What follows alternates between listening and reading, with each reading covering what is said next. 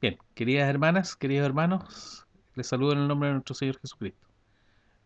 Vamos a continuar con este ciclo de estudios de las doctrinas fundamentales del cristianismo. Les recuerdo que estamos viendo todas aquellas doctrinas que desde el punto de vista de la ortodoxia de nuestra fe son importantísimas para todo cristiano. Eh, Hasta ahora hemos estudiado de las 7 doctrinas que estamos analizando, hemos estudiado las siguientes. Hemos visto la doctrina de la autoridad bíblica, eh, hemos visto la doctrina de la Santísima Trinidad y también la doctrina de la deidad o divinidad de nuestro Señor Jesucristo. Vamos ahora a entrar al estudio de la importante doctrina del pecado y particularmente del pecado original. Vamos a hacer mm, varios videos porque es un tema bastante extenso. Eh, bueno, lo primero que tenemos que ver aquí es que el pecado en general es una acción, o sea, algo que yo hago, o bien una omisión, algo que yo dejo de hacer, o bien alguna palabra, algún pensamiento incluso, eh, lo que en definitiva se traduce en un acto de la persona. Es un acto o también puede ser una condición del ser humano. No solamente algo que yo hago o dejo de hacer, pienso o digo, sino que también algo que tiene que ver con mi propia esencia, con mi propia naturaleza. Es algo que soy. ¿Bien? Entonces, en general, para que tengamos una idea de partida, el pecado es no conformarse a la ley moral de Dios, o sea, no estar de acuerdo con la ley moral de Dios. Eso es en términos más o menos generales. Pero veamos el inicio de todo esto. Eh, lo primero que tenemos que ver es el tema de la tentación y la caída del ser humano. Para eso tenemos que referirnos al relato que está en Génesis número 3. Génesis capítulo 3. Ahí está el relato de la caída del ser humano. Vamos a leerlo completo.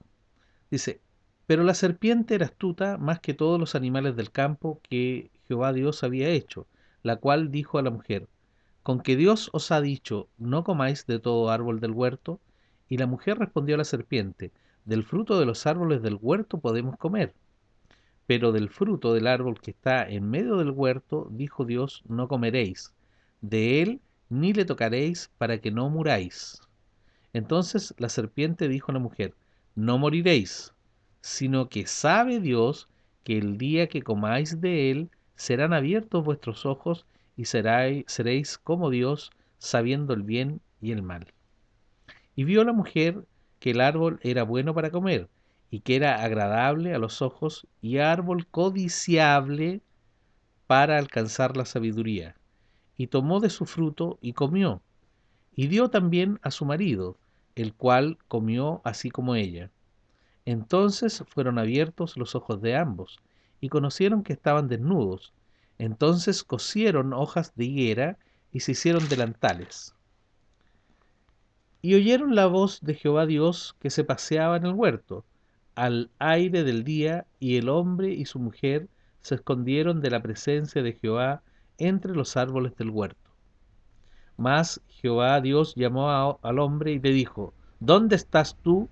Y él respondió, oí tu voz en el huerto y tuve miedo, porque estaba desnudo y me escondí. Y Dios le dijo, ¿quién te enseñó que estabas desnudo? ¿Has comido del árbol del que yo te mandé no comieses?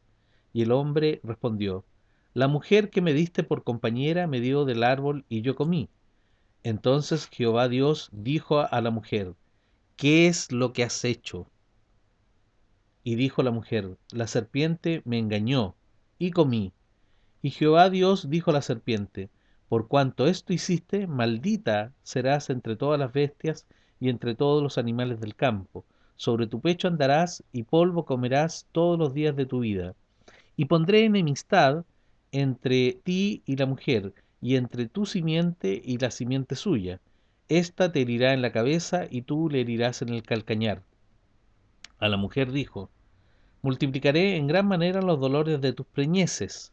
Con dolor darás a luz tus hijos, los hijos, y tu deseo será para tu marido, y él se enseñoreará de ti. Y al hombre dijo, por cuanto obedeciste a la voz de tu mujer, y comiste del árbol de que te mandé diciendo, no comerás de él, maldita será la tierra por tu causa. Con dolor comerás de ella todos los días de tu vida. Espinos y cardos te producirá, y comerás plantas del campo. Con el sudor de tu rostro comerás el pan hasta que vuelvas a la tierra, porque de ella fuiste tomado, pues polvo eres y al polvo volverás. Y llamó Adán el nombre de su mujer Eva, por cuanto ella era madre de todos los vivientes, y Jehová Dios hizo al hombre y a su mujer túnicas de pieles y los vistió. Y dijo Jehová Dios, he aquí el hombre es como uno de nosotros, sabiendo el bien y el mal. Ahora pues, que no alargue su mano y tome también del árbol de la vida y coma y viva para siempre. Y lo sacó Jehová del huerto de Edén para que labrase la tierra de que fue tomado. Echó pues fuera al hombre y puso al oriente del huerto de Edén querubines y una espada encendida que se revolvía por todos lados para guardar el camino del árbol de la vida. Ese es el relato de Génesis 3. Bien, ¿qué es lo que tenemos aquí? Primero hay que decir que, eh, al contrario de lo que muchas filosofías, teorías piensan, teorías humanas, filosofías humanas, por supuesto, piensan respecto del relato del Génesis, nosotros tenemos que decir que este es un relato que está basado en hechos históricos, son hechos reales, son cosas que realmente sucedieron.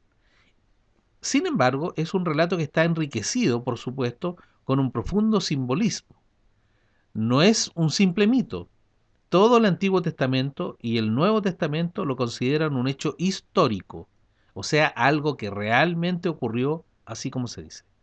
Eh, para eso, por ejemplo, tenemos varias citas bíblicas, vamos a dar algunos ejemplos de ello, tanto en el Antiguo Testamento como en el Nuevo Testamento, que consideran que los hechos de el huerto del Edén realmente ocurrieron como están descritos.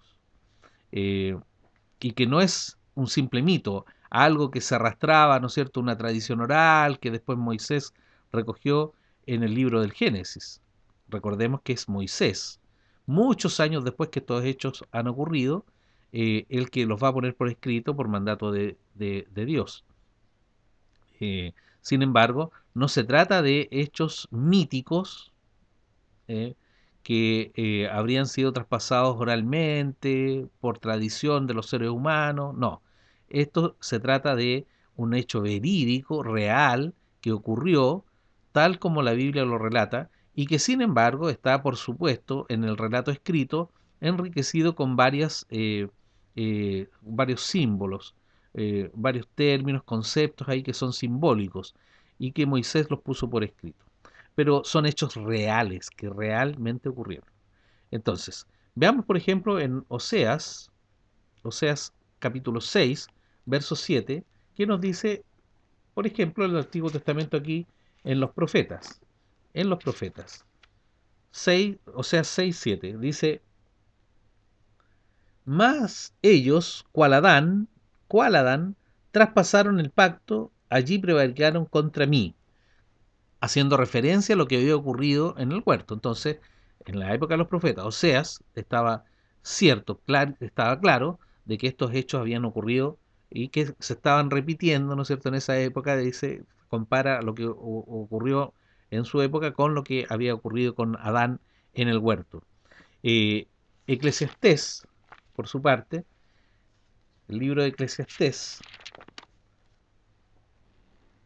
en el capítulo 7, en el verso 29, nos dice lo siguiente: he aquí solamente esto he hallado, que Dios hizo al hombre recto, pero ellos buscaron muchas perversiones. O sea, el hombre fue hecho recto. ¿Cuándo? En la creación. En la creación. La creación es un hecho histórico, un hecho real. Bien. Eh, en la primera carta a los Corintios, ahora en el Nuevo Testamento, la primera carta a los Corintios, perdón, en la segunda carta a los Corintios, segunda carta a los Corintios, en el capítulo 11, en el verso 3, Pablo también se refiere a estos hechos y dice, pero temo que como la serpiente con su astucia engañó a Eva, vuestros sentidos sean de alguna manera extraviados de la sincera fidelidad a Cristo. Entonces hace referencia, advirtiendo a los corintios, ¿no es cierto?, de hechos que ocurrieron en el huerto, o sea, el engaño que ocurrió ahí. Entonces Pablo lo considera un hecho histórico, un hecho real, algo que de verdaderamente ocurrió y que está recogido en las Sagradas Escrituras. Eh, el mismo Pablo, en la primera carta a Timoteo, nos dice lo siguiente, capítulo 2, verso 14. Primera a Timoteo, capítulo 2, verso 14. Dice, y Adán no fue engañado, sino que la mujer, siendo engañada, incurrió en transgresión, refiriéndose también a los hechos que allí habían ocurrido, como reales, como ciertos. O sea, para los apóstoles, estos hechos efectivamente habían ocurrido como los describía o los describe la Sagrada Escritura. Mateo 19:4. En Mateo 19:4 tenemos por su parte lo siguiente. Él respondió, les dijo, perdón, él respondiendo les dijo, ¿no habéis leído que el que los hizo al principio, varón y hembra los hizo?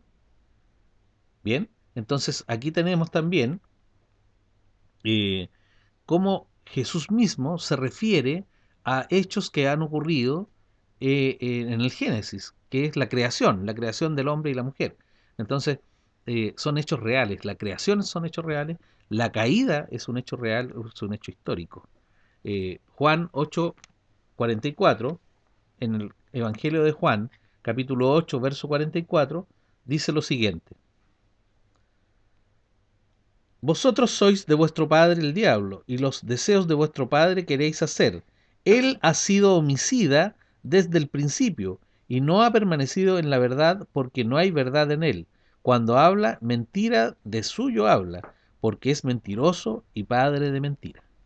Bien, entonces en todos estos relatos, o estas referencias, tanto del Antiguo Testamento como del Nuevo Testamento, eh, se refieren los autores de aquellos libros a los escritos o al relato que aparece en el libro de Génesis respecto de la creación de Dios de todas las cosas, del universo y de los seres humanos, y también respecto de la caída, de cómo fue la caída del ser humano del estado de gracia en que se encontraba.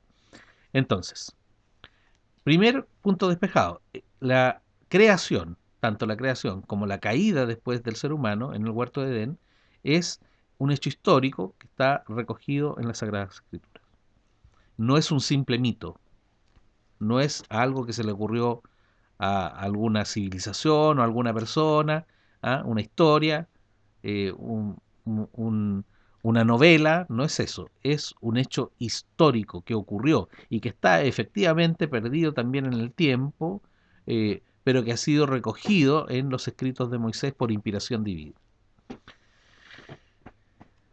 Lo segundo que tenemos que ver es por qué ocurrió esto, por qué Dios creó al hombre en un estado probatorio y por qué era necesario que el hombre fuera aprobado. El hombre fue creado por Dios como un ser bueno, ya lo habíamos visto en las referencias que tomamos, que leímos recién. Eh, el hombre fue creado como un ser bueno, justo y santo, pues fue creado a imagen de Dios, a la imagen moral de Dios. Esto lo hemos explicado en otras ocasiones. No es que Dios tenga una imagen física, no, porque Él es espíritu. No, pero la imagen moral de Dios sobre todo se refleja en nosotros. Eh, Dios es eternamente bueno, infinitamente bueno, y además es infinitamente amoroso, y nosotros fuimos creados así. También es infinitamente justo Dios, y nosotros fuimos creados como reflejo de eso. Cuando Adán y Eva fueron creados en el huerto, ellos estaban en santidad, estaban, ¿no es cierto?, en plena justicia, en amor y también en bondad. O sea, fueron creados así. Fue creado además con inteligencia, con emoción y con voluntad, elemento intelectual, ¿no es cierto?, racional, el elemento emocional y también el elemento volitivo, o sea, con voluntad. Tenía voluntad de hacer cosas. Y fue creado como un agente moral libre, capaz de elegir. Podíamos optar. Bien, de hecho, en el relato de la caída se ve que el hombre opta. Eh, entonces surge la pregunta, ¿cómo un ser santo como Adán y Eva pudo pecar? Bueno, la respuesta es que fueron creados santos, pero también con la facultad de escoger, con voluntad libre, entre alternativas morales. Podían elegir, ¿bien? Tenían lo que se denomina libre albedrío, voluntad y facultad para poder escoger. Así entonces la voluntad de Adán y Eva era santa e inclinada a hacer lo correcto, pero también podía esa misma voluntad cambiar y elegir hacer lo incorrecto. Solo teniendo esta libertad para escoger, o sea, libre albedrío, el hombre puede ser un ser moral libre y por lo tanto un ser responsable por su obediencia o desobediencia. Efectivamente es así. O sea, si yo tengo libertad para escoger, entonces también me hago responsable de lo que escojo. Si no tengo libertad para escoger, no puedo ser responsable de lo que escojo hacer, porque solamente puedo hacer una cosa, ¿no es cierto? Es como los caballitos, ¿no es cierto?, que tienen anteojeras, que se le ponen anteojeras para que corran recto. Si solo pueden hacer eso, bueno, no son responsables en realidad de su acto, no es un acto libre porque solo pueden hacer eso. Pero si tengo más visión y puedo ir a izquierda, a derecha o seguir recto, y yo escojo, entonces ahí tengo libertad y por lo tanto me hago responsable del camino que elijo. Elijo ir recto, elijo ir a la izquierda, elijo ir a la derecha. Bien, entonces me hago responsable porque tengo la facultad de escoger. ¿Y por qué Dios le dio esta facultad al ser humano? Se podrá decir, ¿por qué no lo hizo sin la posibilidad de caer, de pecar? ¿Por qué le dio libre albedrío o le dio esta facultad de escoger? Bueno, porque Dios quería y quiere obediencia y servicio y comunión con sus criaturas libremente escogido. No quiere obligar a sus criaturas a amarle, sino que Dios desea que le amemos libremente y que elijamos amarle y obedecerle, que elijamos libremente. O sea, es como el dicho popular que a la fuerza no hay cariño. Claro, Dios no quiere un cariño, un amor a Él a la fuerza, no nos quiere forzar a eso, sino que Él quiere que libremente le escojamos para que ese amor realmente sea un amor genuino, real, un verdadero amor. Sin libertad no hay verdadero amor, sería un amor obligado, un amor falso. Entonces el hombre para poder elegir o escoger tenía que tener alternativas. Claro, porque si no tengo alternativas, en realidad no soy libre de escoger. Tengo que tener alguna alternativa. A, B, C, y ahí escojo libremente. Si tengo solo una alternativa, tengo solo la alternativa A, en realidad no tengo facultad de escoger. No hay libertad. ¿Bien? Entonces, para poder elegir, el hombre tenía que tener alternativas. Por eso Dios lo puso en un estado de prueba, una prueba moral. Escoger esto, obedecer a Dios o no obedecerlo. Dios me da un mandato, yo libremente puedo escoger si lo sigo o si lo desobedezco. Bien, puso el árbol del conocimiento en medio del huerto, pero también puso la ley que prohibía comer de ese árbol. Y el hombre podía escoger libremente entre obedecer a Dios o desobedecerle y comer del árbol. Tenía ambas alternativas y tentado por un tercero, en este caso por Satanás, eligió libremente y personalmente desobedecer a Dios, comer del árbol y transgredir la prohibición que Dios le había impuesto. Entonces, no es que eh, Satanás haya hecho que el hombre pecara, que el hombre desobedeciera, sino que simplemente le puso la alternativa, le dijo, mira, esto no es así. Le mintió, por supuesto que le mintió, pero el hombre y la mujer prefirieron hacerle caso a la palabra que Satanás, por medio de la serpiente, le estaba presentando, al mandato que Dios les había dado. Entonces los hizo caer, los tentó, pero la caída, la responsabilidad, no es de Satanás, sino que es propia del ser humano. Satanás tiene su responsabilidad también por ser el tentador, por ser el mentiroso, aquel que le dijo, mira, no es así como Dios te dice. ¿Ya? Pero la decisión de no escoger obedecer a Dios fue de Adán y fue de Eva. ¿Y por qué desobedeció libremente? Por esto, ya que, realizó esta desobediencia, el hombre se hizo responsable de sus actos, responsable por la consecuencia de su elección de desobediencia.